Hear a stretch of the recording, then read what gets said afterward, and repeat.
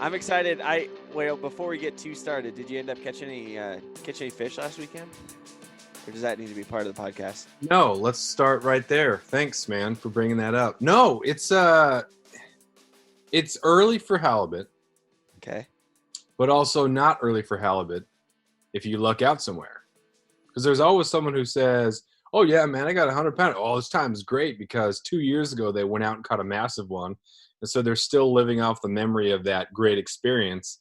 And so to them, oh yeah, you can definitely catch them because they're an optimist. If you add up the amount of times they've gone out compared to the amount of fish they've caught, it's not really the time, but they've got that memory of that 100 pounder, and so they're like, oh yeah, you can get them now. But I didn't. Dude, I think that's exactly how bear season goes too. I know a lot of people are chomping at the bit, and like I just punched my tag, obviously, but like a lot of people are wanting to get out right now, and like it's really probably best to wait another couple weeks. And like I was just texting a buddy of mine right now who's like, I can't get anywhere in this mountain range because there's too much snow. And I was telling him like, dude, you've got until June, June 15 or something in that area. Like, there's no reason to get after it too much unless you just have time that you want to burn. Yeah. The theory is, or some of my buddies who know a lot about bear hunting, is sometimes the earliest ones that come out are the big boars. And that's in that lower, you'll see them lower area in the beaches, that first grass that shoots up at the tidal flats, and they got mussels and they got um, things like that to eat. So they do eat a lot of grass there. I always just assumed that they would munch on seafood and like stuff that washed on shore and stuff this time of year. Yeah, you'll see them just mouthful of grass, just mowing it down. Tops of skunk cabbage. Oh yeah. That's kind of the first sign of spring is when the skunk cabbage starts to come up in those low boggy areas, and it's just super nutrient dense looking leaves that come up. So they'll dig out the roots. Um, but yeah, that's what you'll find them that low. But you I can also gotcha. get them kind of up high because I guess they hibernate up a little bit higher, so you can kind of get them as they're transitioning down. But yeah, with all the snow up top, it's Because you guys have snow, like quite a bit of snow up on the higher reaches of those mountains near you, right? yeah, and yeah, the JV Alaska and the southeast. Well, we have some really extreme mountains on the mainland part of the Panhandle down here, but Right. some of the island mountains, they're big and they're tall, and they have year-round snow, but you know you're talking 4,500 feet tops for a lot of these mountains. Just because you're coming from sea level. So whereas down there, you're getting up to 10,000, 1,200 feet, uh, Yeah. or 1,200, 12,000 feet. It's way different. Yeah, no, that's crazy. And I was complaining about not being able to get. We can't drive up past probably 8,000 feet, maybe 8,500 feet right now, and that's like, God dang it, we can't get into the good stuff yet. Yeah. But in reality, holy cow, that's way high compared to where you guys are. Yeah. It's just all about that starting point, and that's kind of the funny thing that you have mountains. These are tall mountains. These are nice mountains, but they're just not, the elevation total is not much. But if you look at where you start to hike versus where you end up, it's not all that different from trailhead to top. It's not that from Right, because you're right there. that. You're starting at sea level and going to 4,500, right? Yeah. Okay. Here, I'm curious now. I am starting at 5,300 feet, and I would go. Well, I shot my bear kind of low, but like 13,000 feet is Mount Sacagawea, which is close. So I guess that's quite a bit. I mean, that's like an 8,000 foot climb. Yeah. I But was a little under caffeinated on my guess of elevation. 4,000 is kind of the highest of the high, but we're looking. The spot that I'm looking for maybe some goat areas, 35. yeah. Did you hear? Actually, this is just total tangent. Did you hear about the mountain goat hunt volunteer eradication thing that they're doing on the Olympic Peninsula, on the in Olympic Park? I've heard a little bit. I've seen posts. That's mostly what I've seen about it. I'm just like, what's going on? And I've never really bothered to read the whole um, backstory. Oh they're doing like so they've done a bunch of relocations of goats on from Olympic National Park to other places, like a couple hundred goats they've moved off of the Olympic National Park, and then to get the rest of them out, they're going to have hunters come in August, September, and or sorry, October, September, and October. They will have hunters come in and shoot as many goats as they can, and they've gone through this whole application process. People can keep the meat and materials, as they say.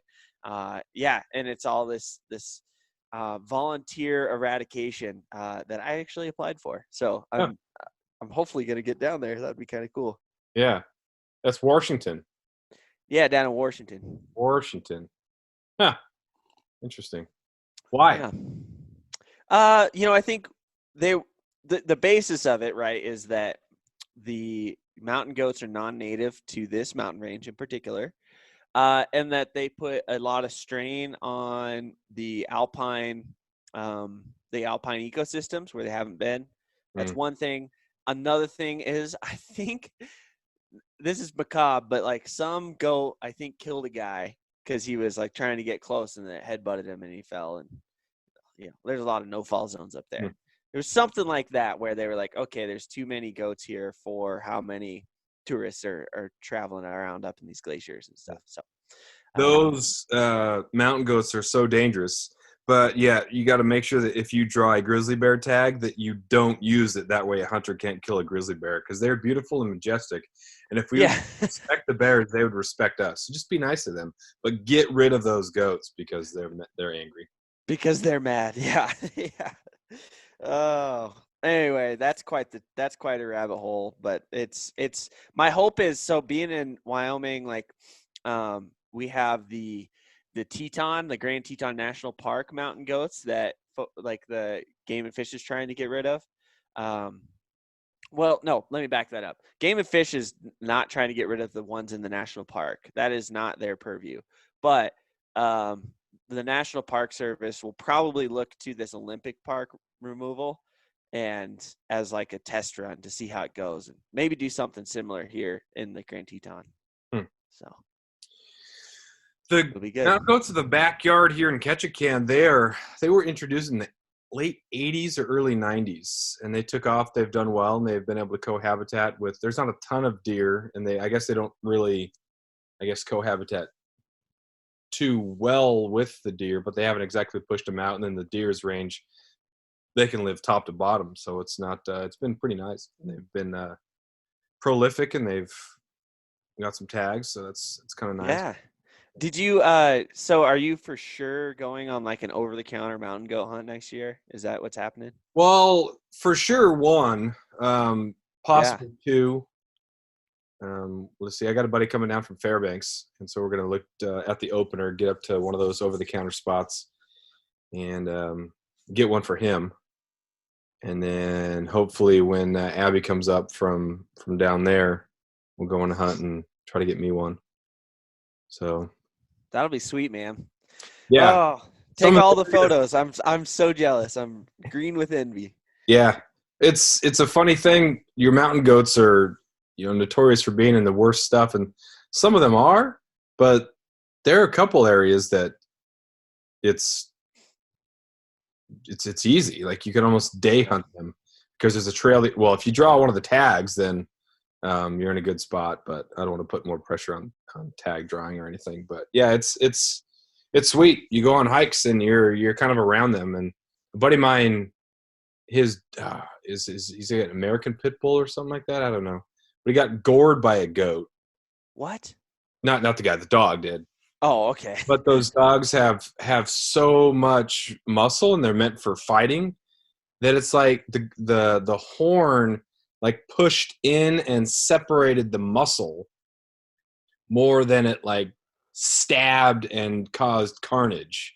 And so Oh, he said wow. when the dog came running back to it, it was just had this hole. I'm like, dude, that's gross. A, why do you own a pit bull? B, it's a rescue. C, you're taking on a hike up a mountain. I don't mind dogs, so it's not his fault. But like all dogs, I'm like, oh, they're fine. They're Uh, cool. I like dogs, but I don't want to own one. I'm in that kind of camp too, man. It's like I want to have a dog. I look towards owners with dogs who are extremely well trained, and I super appreciate that.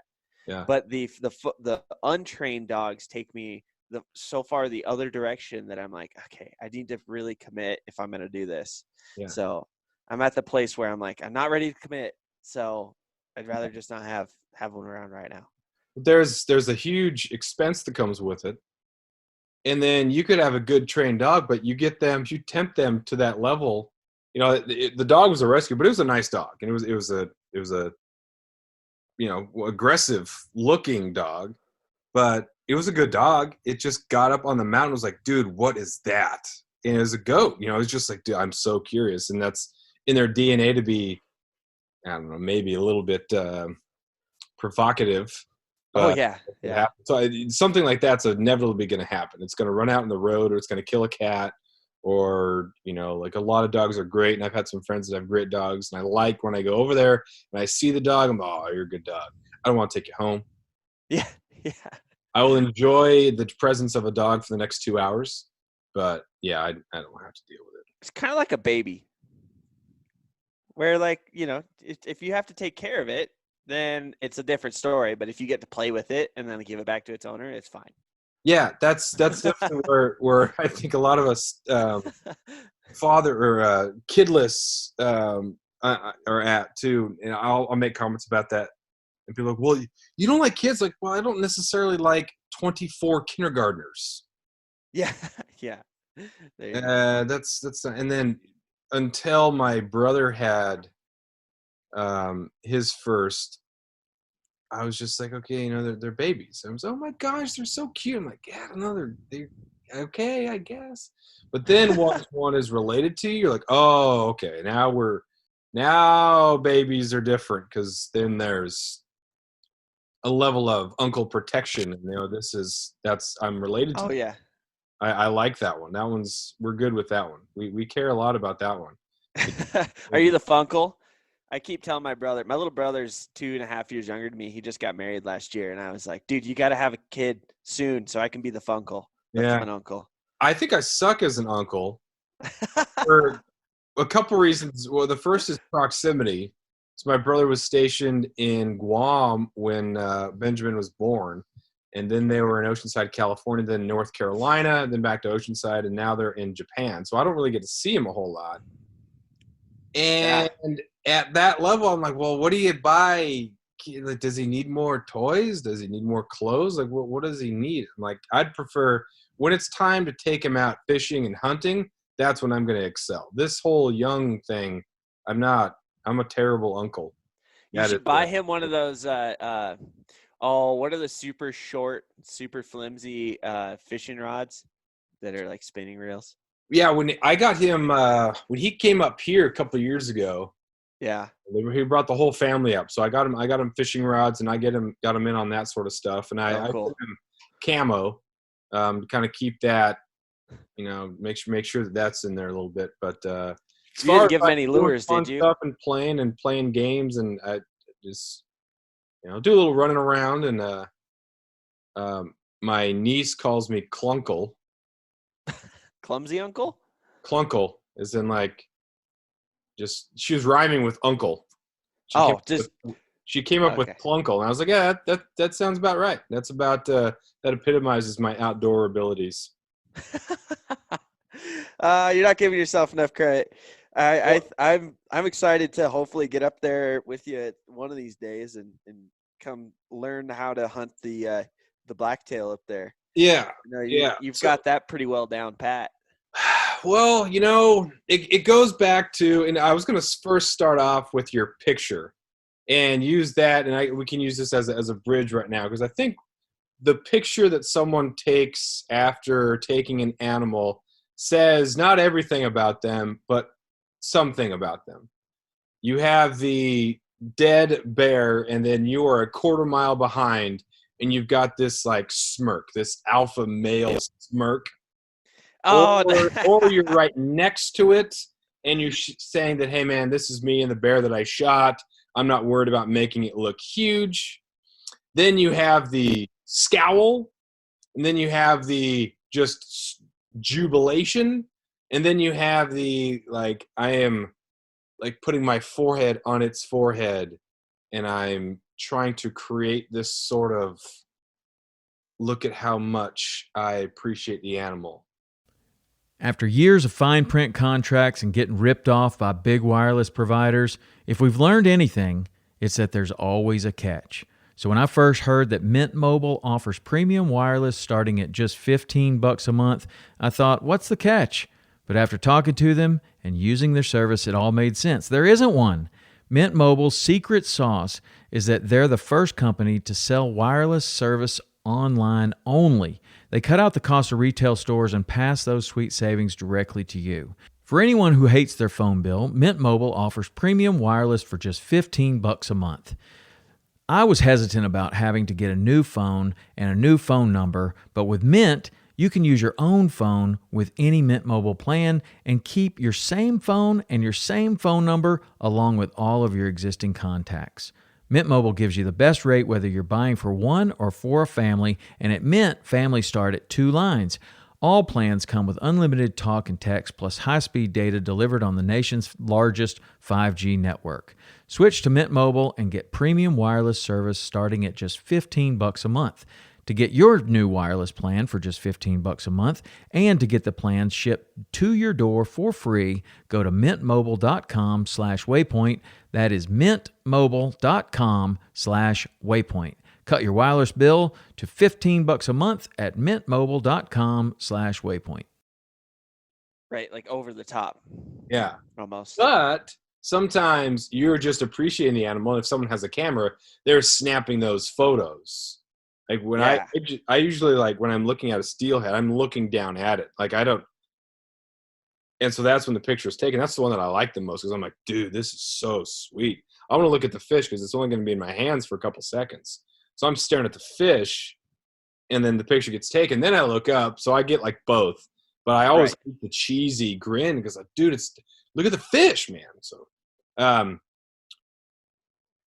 yeah, I struggle with that, especially it's weird that I think I struggle with it because I'm judgy from like the traditional hunter background of like people who do non-traditional photos, right?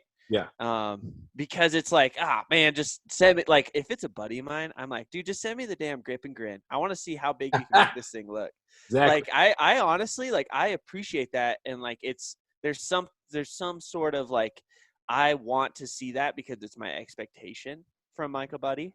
Mm-hmm. Right. But then I fully understand that like because you can't communicate all of the feelings and like all the respect and like emotion that goes into a hunt, like through a grip and grin photo, I understand that like non-grip and grin photos have an important place in communicating the story, especially when you're talking about either a critter that's like not traditionally taken, maybe like a bear, or B, like, something where you're talking to a non-hunter, anti-hunter crowd. Like it's just so important to try to do that whole story justice. And, unfortunately, I don't think your grip and grins always do that.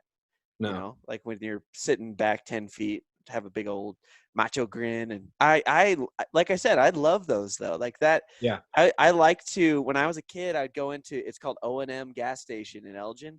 And I would go and look at all of the photos of grip and grins up on the tack board where people, with their disposable cameras would bring them in and get them hung up on the board for the season, right? Like loved those. Those are my favorite.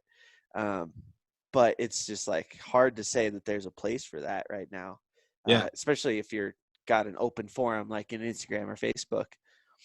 Yeah. I think part of it too is we worry so much about what other people think. And so we can worry so much about trying to look like we're not worrying. It's like that South Park episode where in order to be a nonconformist, you got to dress like the nonconformists. So we go out of our way to care or to look like we don't care about other people, when we should really just be worried about, well, the people who know me. I shouldn't worry too much about what other people think. So you might have a grip and grin, and it might look like, the stereotypical, like, no, dude, I know that guy, and he's a good dude. It's all good. Yeah, it's unfortunate that is what that is what needs to be said around those kinds of photos though, right? Like, it's like, oh, I know this guy, he's good, this is good, and because if you don't know that person, then that is raised into question, right? Yeah. Oh, it's So so I'm looking so at your frustrating. picture. You don't have The I'm one at I sent you, or the one I posted on social the media, one because they're the one different, you posted, because that's the only one that matters, right? That's the one that gets out to the world. The right? one you shared with the world, you got the head sticking out of the top of a Stone Glacier pack, Yeah. and then you've got plug. another Stone Glacier pack on the left, and then you got the nice Yeti cooler. Did you split the packs so that the Yeti cooler was in there, right there in the middle? Was that? Oh Was yeah. it?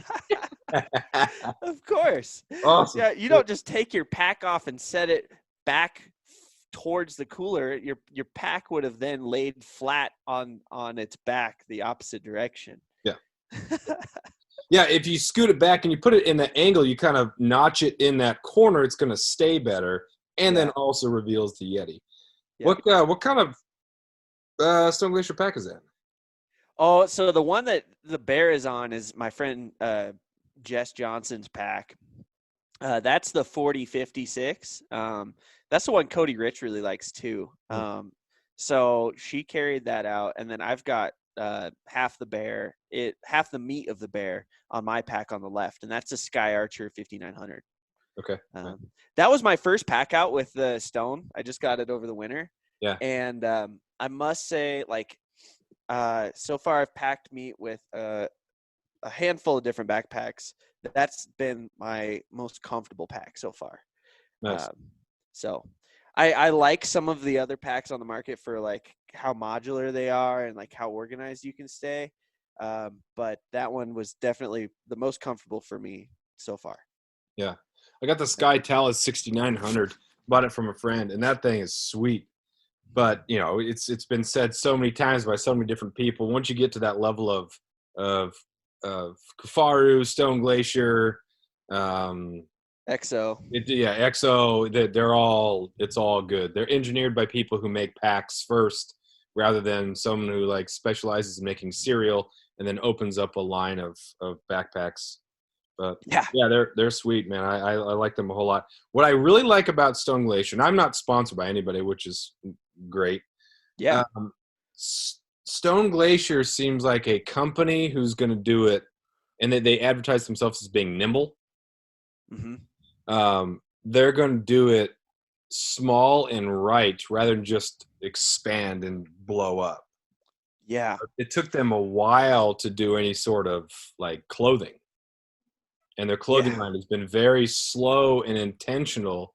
And based on how meticulous they are with the packs, it makes you think that the clothes they're making are legit. It's not, let's throw out a puffy, let's throw out some pants. It's, we're going to do pants, we're going to do them right. So you like to see that in companies.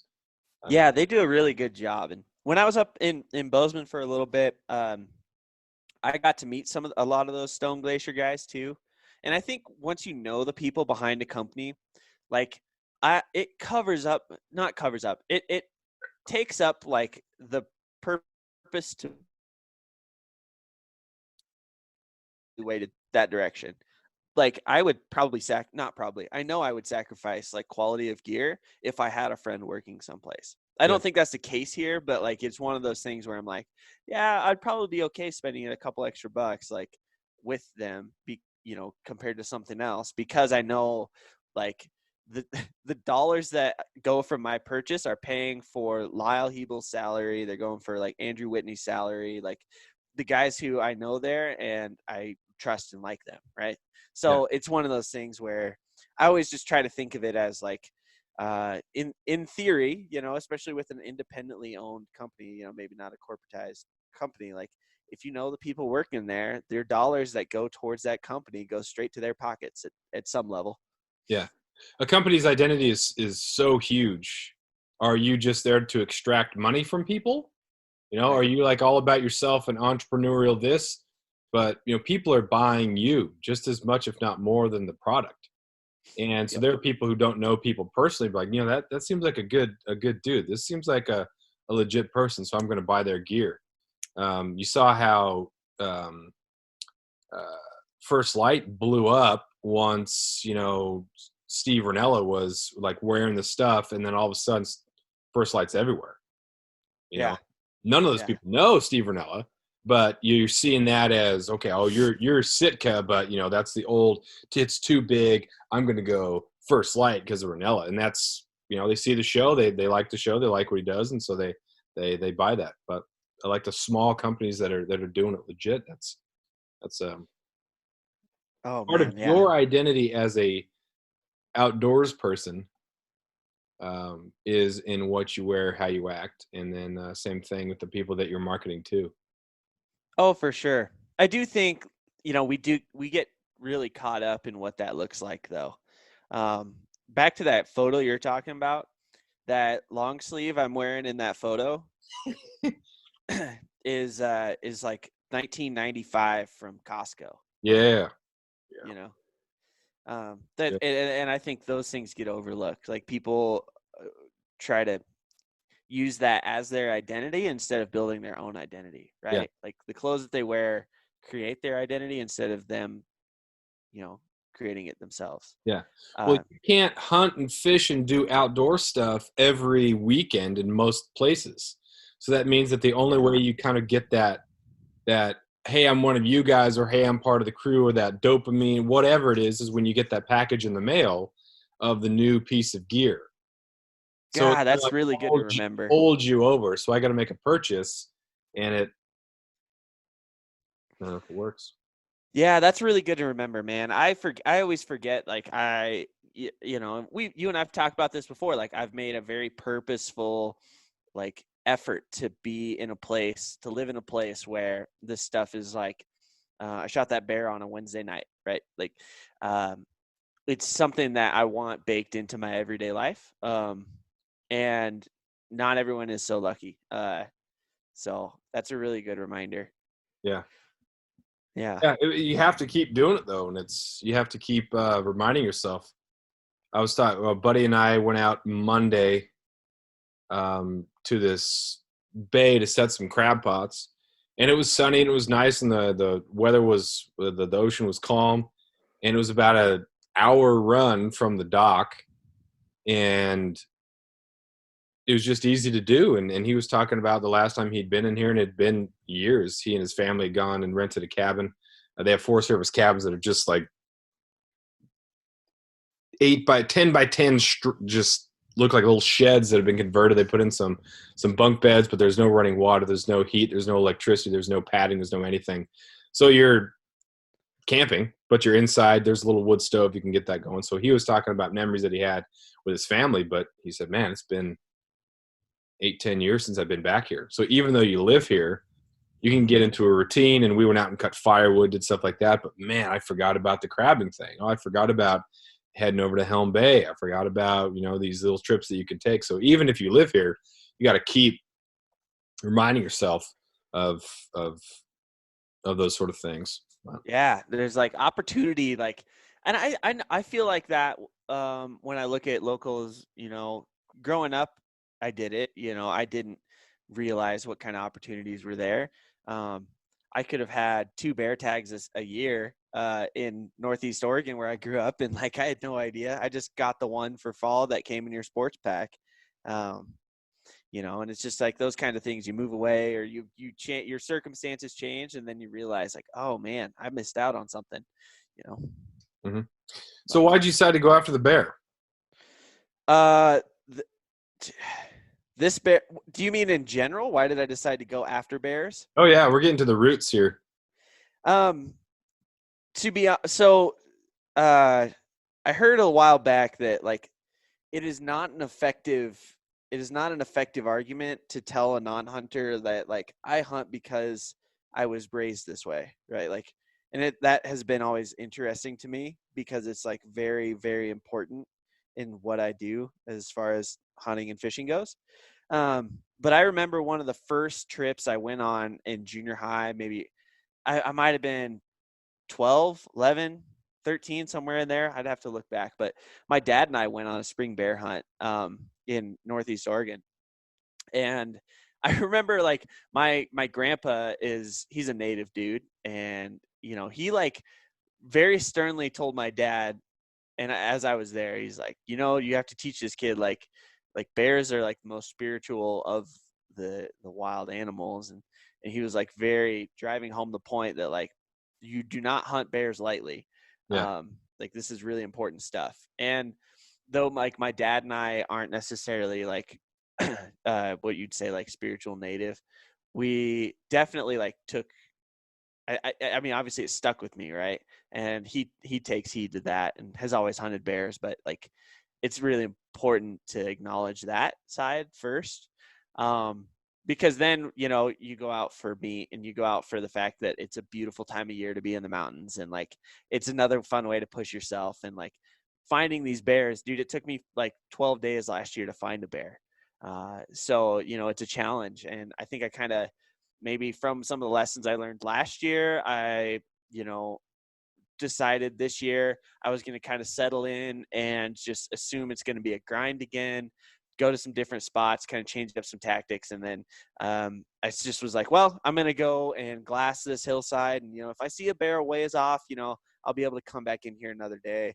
But then I saw the bear and I was like, well, why wait for another day, get in there and make it happen. So What type of territory are you looking for when you're hunting down there?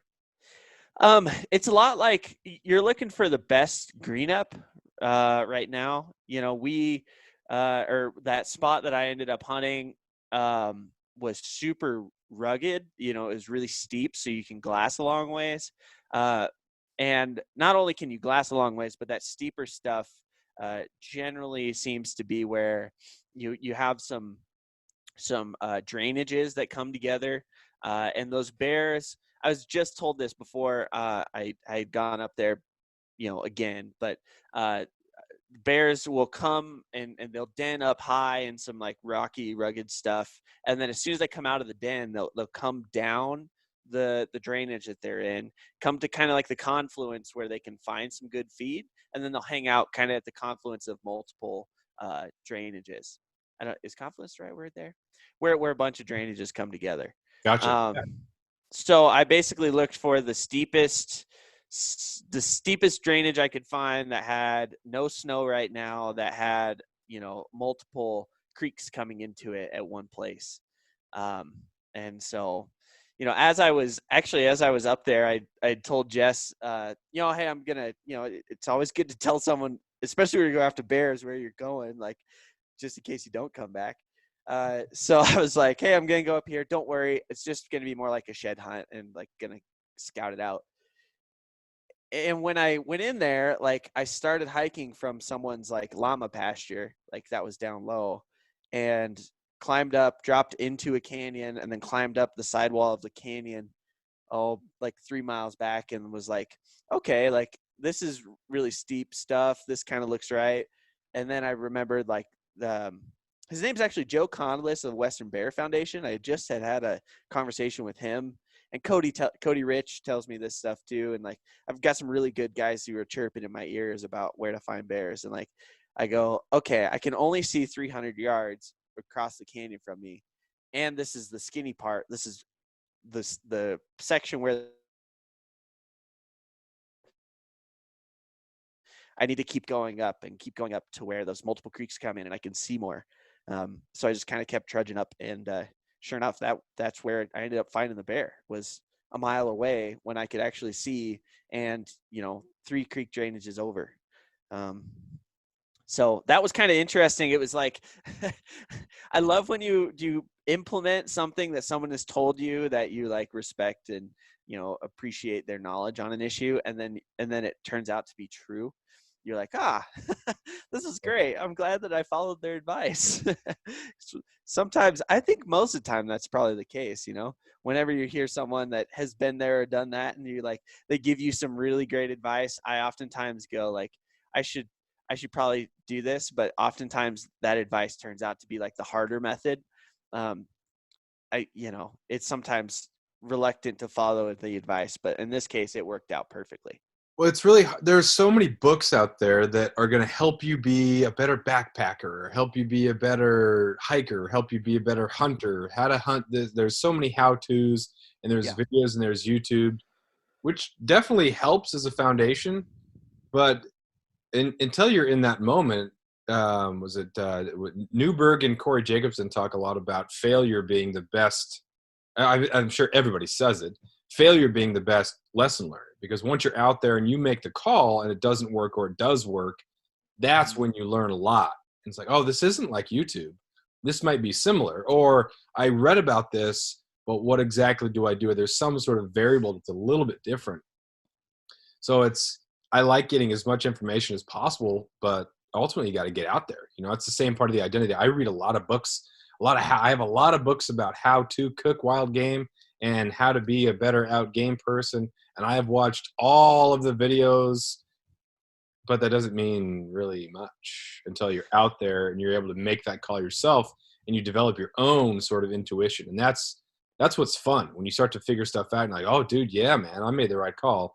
I'm growing in this. I'm becoming proficient in my own right. Yeah, I think that's totally spot on. And one of the things maybe that is important to recognize is like I spent, like I said earlier, 12 days trying to find a bear last year. And I was in a lot of country that had bears. I had some really good local knowledge. Like I helped pull this old man out of a ditch when I was shed hunting. And then he was like, hey, there's always bears in this drainage. And I went into that drainage, and sure enough, like there were bear tracks in the snow. But the drainage wasn't suited for like the hunting that I was trying to do. So I was able to learn, be like, oh yeah, like it's great that there's bears here, but like I need to be able to hunt them effectively too. Mm-hmm. So that's like half the battle, like you're saying, is just getting to see what it looks like to be in a place that is either the right kind of habitat, the right kind of environment, versus like the one that's good for bears but might not be good for your style of hunting. Yeah, that makes sense. So you're in the eastern hemisphere of Wyoming. Are you in? Were there grizzlies around there too? So this area here, I don't really mind. Like I think people can put things together if they go, where does Jaden live versus where does he able to hunt after work, right? In the Wind River range, like there are bears, grizzly bears. Most of them are kind of south of where I'm at here, more on the Pinedale side of the range. But they have recorded some here. They've also recorded, and then they have high populations up kind of like near Dubois. So I knew that there were bears around. I actually, as I was butchering, I was by myself when I shot this guy or this bear, and was like, didn't bring my bear spray for some reason. I didn't bring a handgun for some reason, so it's just me and my rifle. And then I had my my music playing on my cell phone while I was butchering, and I was like so jumpy, man. Even though I was like, there's a very slim to zero chance that I'll run into a bear tonight. Like I was so jumpy. It was just one of those things in the back of your mind that like. What is your bear butchering playlist?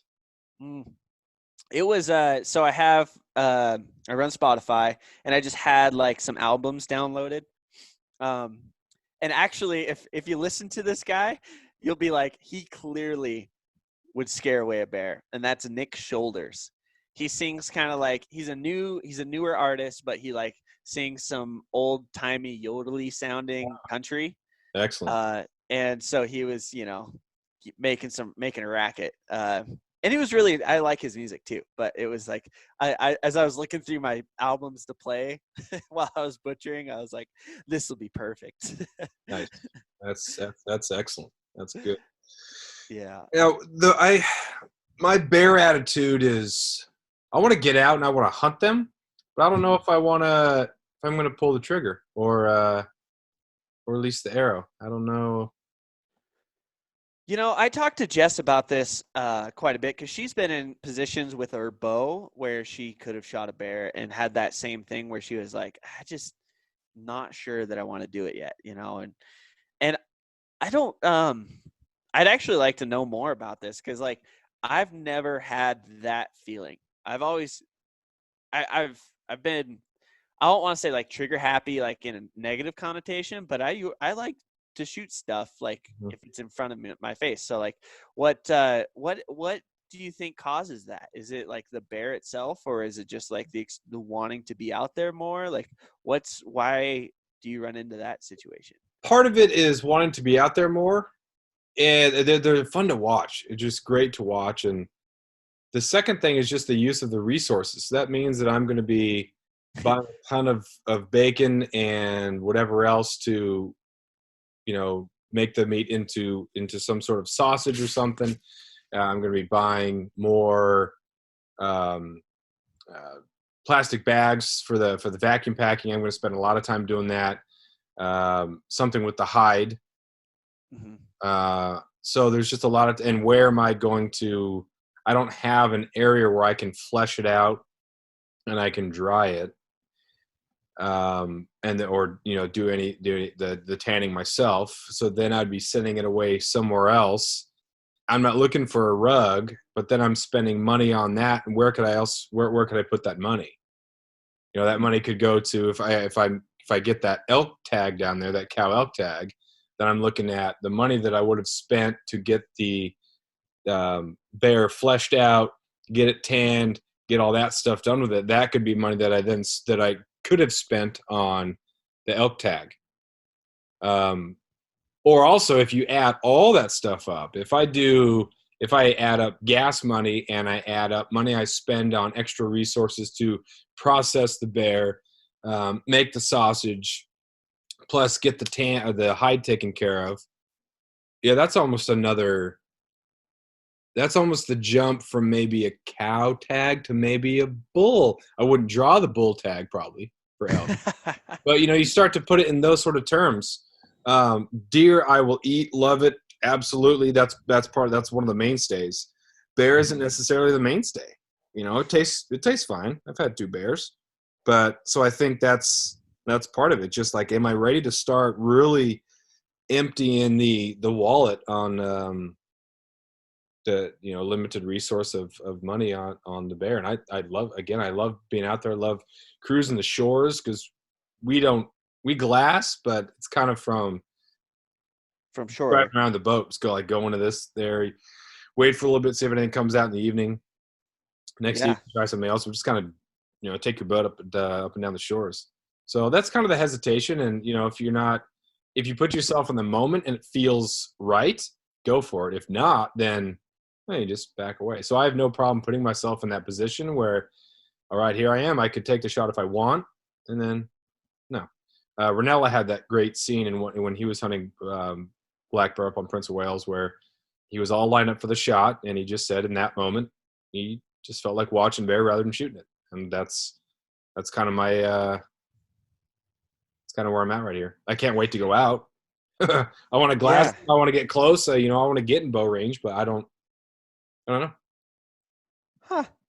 Yeah, I wonder if that also, like, if there's a maturity to that happens, or if it's just hard coded into someone's. Because I look at, like, I have this conversation with Jess because she's in the same boat as you, right? Like, it's for me, like, shooting something is my goal, and when I go out, and I recognize, and it's been hard for me to recognize that, like, apparently, and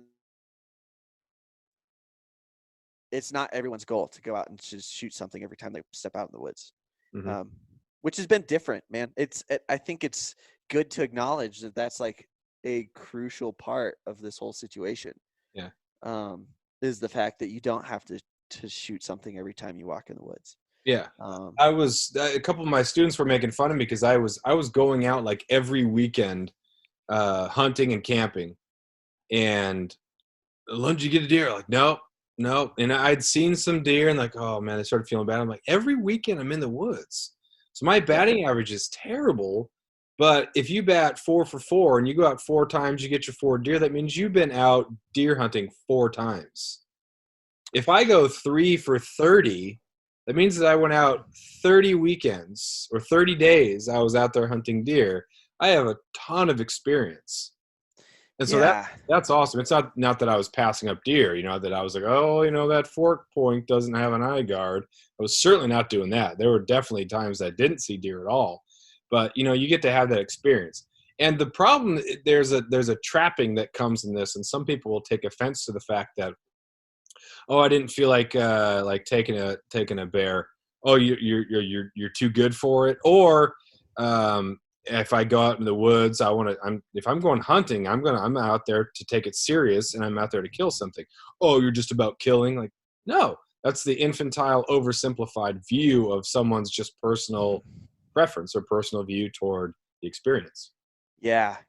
Man, I remember a lot growing up that like, I wonder if my dad ever listens to podcasts.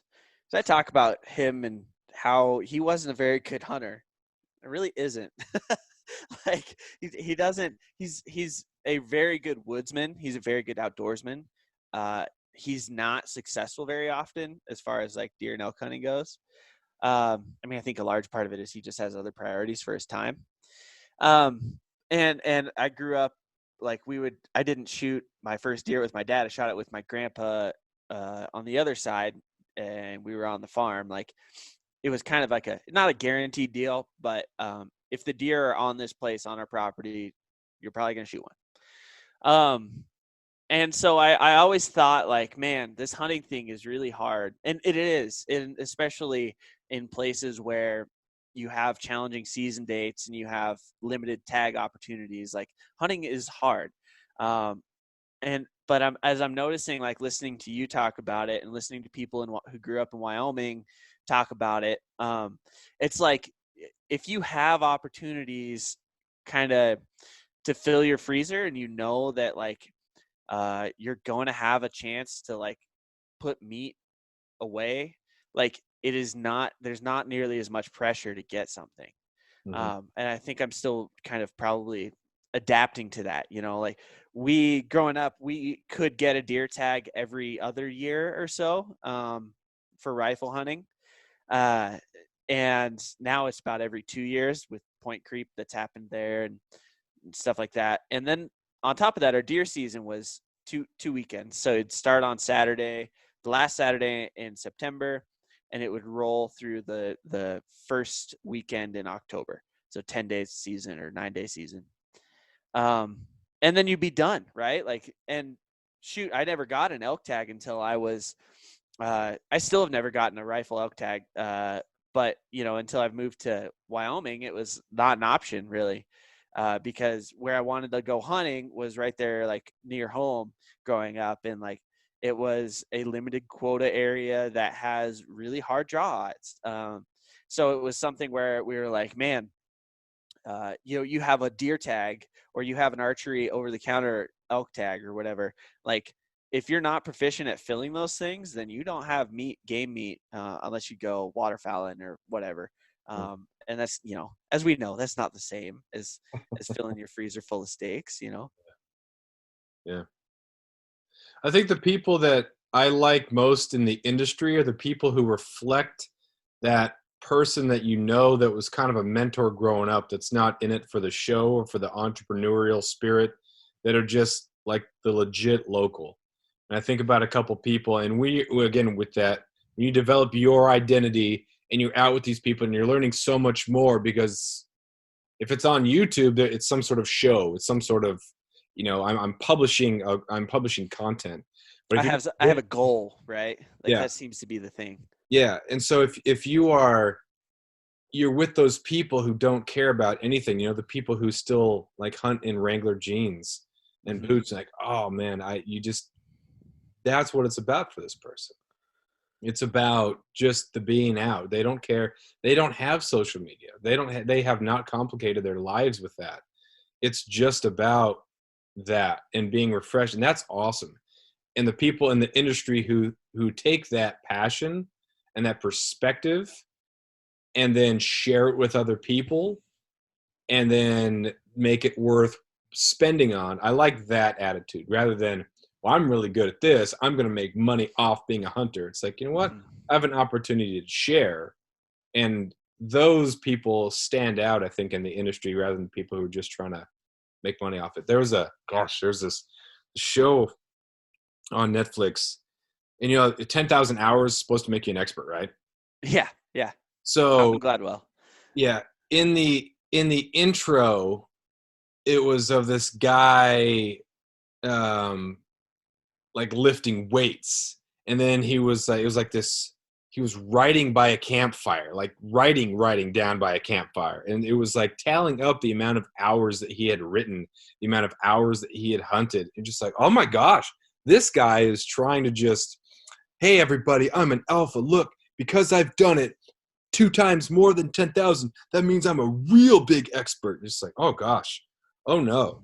And then the show, I could hardly palate it, but the show was okay. This guy's done this a lot, but just because you go to the gym and you shoot around for 2 hours a day, that doesn't mean you're necessarily getting much better.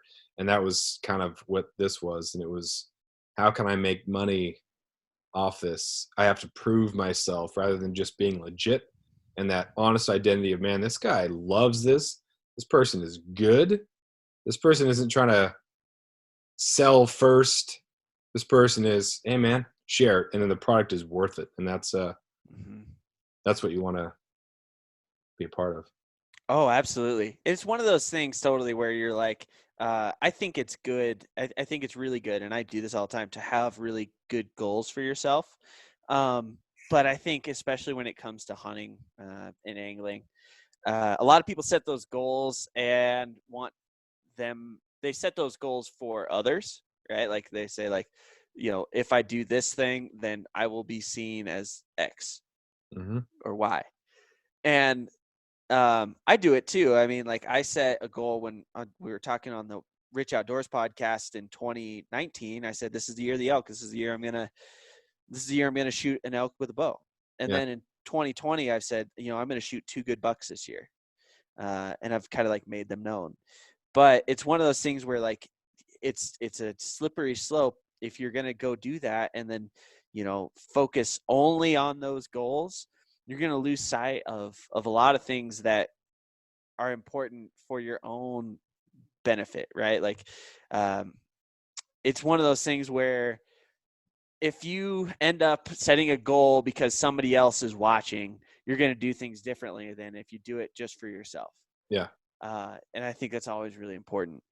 That said, man, setting goals is a great way to learn, and it pushes you, and like you get to advance, not only in the skill or like the thing that you're doing, the hobby you're doing, but you get to advance like as a person too, because you know that you can push yourself and that you can help others do the same. Like, there's more benefits than just the accomplishing the goal that comes out of it, but it is really important to remember that, like, you need to be doing it for the right reasons as well. Yeah.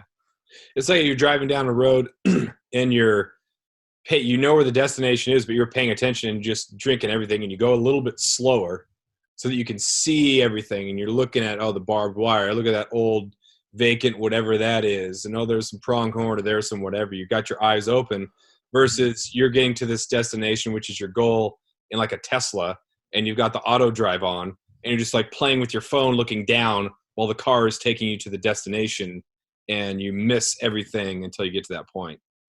Yeah, it's totally like if you're too goal driven, then you miss the process. But like, I guess the easiest way to do it is to bring it back to like this year with that bear. I was telling you, like, I was going out. I went out. That was the 4th bear, and I had expected to take like the whole month of May to try to find a bear.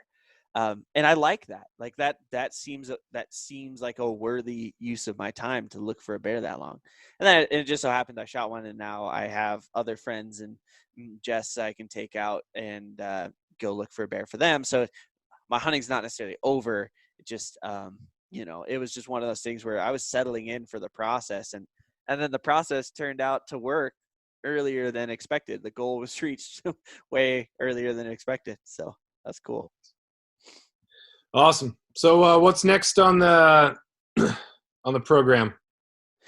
Oh, dude, right now we're like in the midst of tag applications in Wyoming. So I had, like, last night I helped a bunch of friends apply for tags, and that's kind of been heavy on the mind. We did like a live Q&A with the Wyoming Game and Fish yesterday for my work, and that was super fun.